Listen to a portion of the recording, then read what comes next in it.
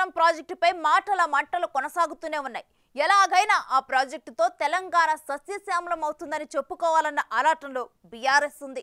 అందుకే కేటీఆర్ సహా గులాబీ నేతల బృందం కాళేశ్వరం వెళ్లి పరిశీలించి వచ్చారు. అక్కడితో మ్యాటర్ ఆపకుండా కొందరు ఉద్దేశపూర్వకంగా ప్రాజెక్టును దెబ్బతీశారని, తనకు ఎప్పటి నుంచో అనుమానం ఉందని కేటీఆర్ చెప్పటం ఇప్పుడు అస్సలు ట్విస్ట్. ఇక ముందు కూడా కాళేశ్వరాన్ని ఏదైనా చేస్తారనే అనుమానం కూడా ఉందన్నారు. మరి నిజంగా కేటీఆర్ చెప్పిన దాంట్లో వాస్తవం ఉందా? కాళేశ్వరం కథలో అసలు ట్విస్ట్ ఏంటి?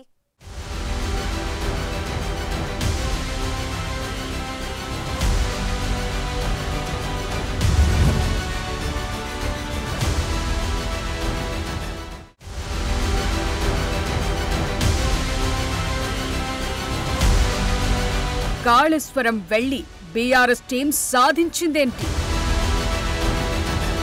ప్రాజెక్టును ఏదైనా చేస్తారని చెప్పటం వ్యూహమా? భారీ వరదను తట్టుకుంటే మేడిగడ్డ పాస్ అయినట్లా? గేట్లు మూస్తే వచ్చే ప్రమాదమేంటో తెలియదా? కాళేశ్వరం కట్టిందెవరు, కూలిందెప్పుడు? కాళేశ్వరంపై ఇప్పటికే కాంగ్రెస్ బీఆర్ఎస్ మధ్య చాలా డైలాగ్ వార్ నడిచింది. కాళేశ్వరం తెలంగాణ వరప్రదాయిని అని బీఆర్ఎస్, అప్పుల కుప్ప, ఒక్క ఎకరాకు నీళ్లు దక్కే పరిస్థితి లేదని కాంగ్రెస్, ఇలాంటివెన్నో మాటల యుద్ధాలు నడిచాయి. అసలు ప్రాజెక్టు తుమ్మిడిహెట్టి దగ్గర కాకుండా కట్టడం, డిజైన్లు మార్చటం, నాసిరకం నిర్మాణాలంటూ కాంగ్రెస్ ఎదురుదాడులు చేసింది. అటు మేడిగడ్డ కుంగడంతో బీఆర్ఎస్ కూడా డిఫెండ్ చేసుకునేలా అన్ని ప్రయత్నాలు చేస్తూ వస్తోంది. తాజాగా ఇదే కాళేశ్వరంపై తెరపైకొచ్చిన కొత్త విషయం ఏంటంటే, గులాబీ నేతలు మొన్న మధ్య కాళేశ్వరం పర్యటనకు వెళ్లొచ్చారు. మాజీ మంత్రి కేటీఆర్ చేసిన కామెంట్స్ తో ఇప్పుడు మరోసారి ఈ ప్రాజెక్టు గురించి చర్చ మొదలైంది. అసలు కేటీఆర్ ఏమన్నారంటే, మేడిగడ్డ 28 లక్షల క్యూసెక్కుల నీటి ప్రవాహాన్ని తట్టుకుని నిలబడిందని, అలాంటిది ఏ వరద లేనప్పుడు ప్రాజెక్టు ఎలా కుంగిందని ప్రభుత్వాన్ని ప్రశ్నించారు. కొందరు ఉద్దేశపూర్వకంగా ప్రాజెక్టును దెబ్బతీశారని, తనకు ఎప్పటి నుంచో అనుమానం ఉందంటూ మాట్లాడారు. రేపు ప్రాజెక్టుకు ఏదైనా జరగకూడనిది జరిగితే ప్రభుత్వానిదే బాధ్యత అని, కాళేశ్వరాన్ని ఏదైనా చేస్తారనే డౌట్ కూడా ఉందన్నారు కేటీఆర్.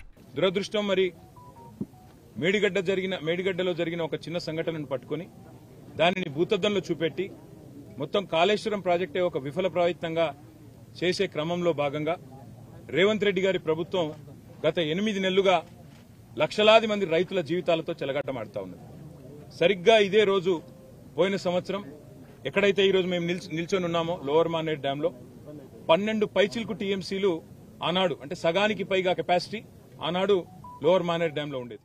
సో కాళేశ్వరంపై కొత్త కథలను కేటీఆర్ ఎత్తుకున్నారు. ఇప్పటికే మేడిగడ్డ కుంగటం, అన్నారం, సుందిళ్లలో బొంగలు పడటం, ఎక్కువ నీటిని నిల్వ చేస్తే అసలుకే ప్రమాదమని ఇప్పటికే ఎన్డీఎస్ఏ స్పష్టం చేసింది. దీంతో వరద వచ్చినట్లు కిందకు వదిలేస్తున్నారు. అలాంటిది లక్షల క్యూసెక్కుల వరదను తట్టుకున్న మేడిగడ్డ బరాజ్ ఏ వరద లేనప్పుడు ఎలా కుంగిందో అర్థం కావటం లేదంటూ కొత్త డౌట్లను తెరపైకి తేవటం అంతా పకడ్బందీ ప్లాన్ లో భాగమే అంటున్నారు. కాళేశ్వరం డ్యామేజ్ నుంచి సబ్జెక్ట్ డీవియేట్ చేయటమన్న వాదన వినిపిస్తోంది. గతేడాది అక్టోబర్ 21న మేడిగడ్డలోని 7వ బ్లాక్లోని 4 పిల్లర్ల దగ్గర పెద్ద శబ్దంతో క్రాక్స్ వచ్చి పిల్లర్లు కుంగాయి. అప్పుడు బరాజ్ కుంగిపోవటానికి ముందు పేలుడు వంటి శబ్దం వచ్చిందన్న స్టోరీలు వినిపించాయి. మహారాష్ట్ర వైపు నుండి 3 మీటర్ల దూరంలో 20వ పిల్లర్ వద్ద శబ్దం వచ్చిందన్నారు. ఈ బరాజ్ పై అంతర్రాష్ట్ర చెక్ పోస్ట్, మరో పోలీస్ అవుట్ పోస్ట్ ఉన్నాయి. మహారాష్ట్ర, తెలంగాణ మధ్య రవాణాకు సంబంధించి ఈ 2 వ్యవస్థలు నిత్యం నిశిత పరిశీలన జరుపుకుంటాయి. అయినప్పటికీ మేడిగడ్డ కుంగుబాటును ఇంకేదో ఖాతాలో వేసుకుని తప్పించుకునే ప్రయత్నాలు అప్పుడు జరిగాయి. కానీ విద్రోహ చర్య ఏదీ లేదని అప్పట్లోనే నిపుణులు, భద్రతా సిబ్బంది తేల్చేశారు. ఎన్డీఎస్ఏ టీం ఢిల్లీ నుంచి వచ్చి పరిశీలన జరిపి కుంగుబాటుకు కారణాలను వెల్లడించింది. మధ్యంతర నివేదిక ఇచ్చింది. రిపేర్లు పూర్తయ్యేదాకా గేట్లు ఓపెన్ చేసి పెట్టాలంది. అది జరిగిన మ్యాటర్.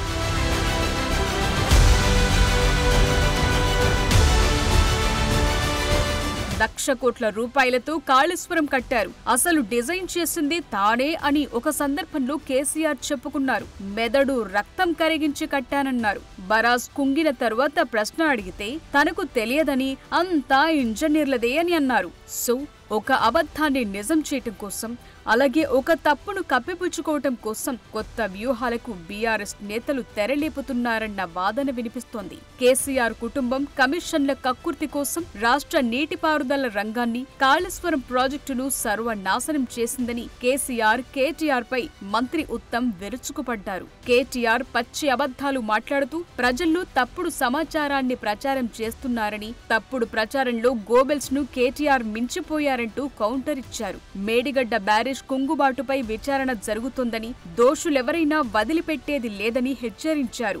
కాళేశ్వరం కట్టినప్పుడు, కూలినప్పుడు అధికారంలో ఉన్నది కేసీఆర్ కుటుంబమే అన్న విషయాన్ని కేటీఆర్ కు గుర్తు చేశారు. కూలిన తరువాత 45 రోజులు వారే అధికారంలో ఉన్నారన్నారు.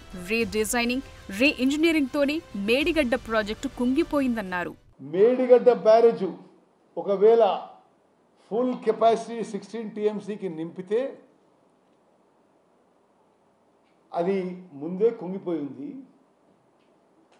ఏమైనా ప్రమాదం జరిగితే భద్రాచలం టౌను, భద్రాచలం శ్రీరాముడి గుడి, ఏటూరు నాగారము, సమ్మక్క సారక్క బ్యారేజు, సీతమ్మ సాగర్ బ్యారేజు కొంత పనులు జరిగినాయి. అక్కడ దుమ్ముగూడెం ఆనకట్టు, దారి పొడవున 44 లక్షల ఊర్లకి చాలా తీవ్ర ప్రమాదం జరుగుతుంది. అంటే మీ రాజకీయ దురుద్దేశం ఏంటిది? అరే మీ హయాంలోనే కూలిపోయింది, మీ హయాంలోనే నేషనల్ డ్యామ్ సేఫ్టీ అథారిటీకి వచ్చింది, మీరు ముఖ్యమంత్రి ఉండగానే వాళ్ళు రిపోర్ట్ ఇచ్చిండ్రు ఇది నాశనకం అని. వాళ్ళు లిఖితపూర్వకంగా స్టోరేజ్ చేయొద్దు అని చెప్పిండ్రు. మీరు స్టోరేజ్ చేయాలి, లిఫ్ట్ చేయాలి, స్టోరేజ్ చేయాలి, లిఫ్ట్ చేయాలి అంటే ఏమి ఇది అసలు ఒక పూర్తిగా అర్ధరహితమైన మాటలు, ఇమ్మెచ్యూర్ అన్స్టేబుల్ మాటలు నేను మనం చేస్తున్నాను. సో ఇప్పుడు గోదావరిలో వరద వస్తోంది. ఆ నీటిని ఎత్తిపోయాలని బీఆర్ఎస్ డిమాండ్ చేస్తోంది. నిజానికి ఎక్కడికి ఎత్తిపోయాలి, ఎక్కడ నిల్వ ఉంచాలి, నిల్వ ఉంచితే వచ్చే ప్రమాదాలు ఇవన్నీ తెలియవా అన్న ప్రశ్నలు వినిపిస్తున్నాయి. ఇంత చేసి కాళేశ్వరం టూర్కు వెళ్లిన గులాబీ బ్యాచ్ మేడిగడ్డలో తప్పు జరగలేదు అన్న విషయాన్ని కూడా చెప్పలేకపోయిందంటున్నారు కేంద్ర మంత్రి బండి సంజయ్. కొండను తవ్వి ఎలుకను కూడా పట్టుకోలేకపోయారని అంటున్నారు. ఎన్డీఎస్ఏ రిపోర్ట్ బీజేపీ ఆఫీసులో తయారు చేసింది అని, ఎన్డీఎస్ఏకు పోలవరంపై లేని శ్రద్ధ కాళేశ్వరంపై ఎందుకని కేటీఆర్ ఇటీవలే చేసిన కామెంట్లపై బండి మండిపడ్డారు. అయితే కాళేశ్వరంలో తప్పు జరిగిందని కేటీఆర్ ఒప్పుకున్నట్టేనా అని ప్రశ్నించారు. పోలవరానికి కాళేశ్వరానికి లింకెందుకన్నారు. పోలవరంలో తప్పు జరిగితే ఫిర్యాదు చేయాలని సూచించారు. అంతేగాని కాళేశ్వరం తప్పులను నేషనల్ డ్యామ్ సేఫ్టీ అథారిటీ గుర్తిస్తే తట్టుకోలేకపోతున్నారంటున్నారు. పోయినోళ్ళు సగం మంది నాస్తికులే కాబట్టి ఇవాళ అలా ఆ సాంప్రదాయాన్ని పాటించలే. ఇది పూర్తిగా హిందూ ధర్మాన్ని, హిందూ దేవాలయాన్ని, సనాతన ధర్మాన్ని అవమానించినట్టే. అంటే టూరి ఏంటి అంటే మేము కూడా ఉన్నాం ఇంకా చెప్పుకోవడానికి, మేము కూడా ఉన్నామని చెప్పుకోవడానికి మాత్రం ఏం చేసి చెప్పు. కొండ తల్లి ఎలుక కూడా పట్టవాలి. పోయి ఏం సాధించింది ఏంది వాళ్ళు? పోయి నిన్న కాళేశ్వరం సందర్శించి సాధించింది ఏంటి? తప్పు జరగలేదు అని చెప్పలేదు.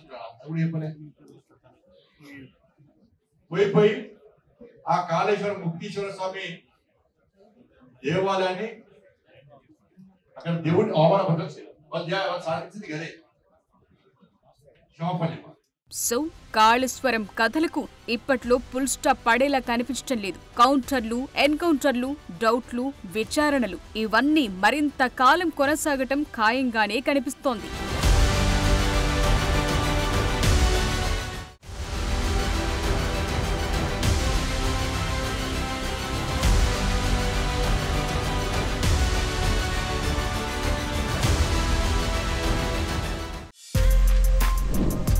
For more videos like this, subscribe Big TV channel.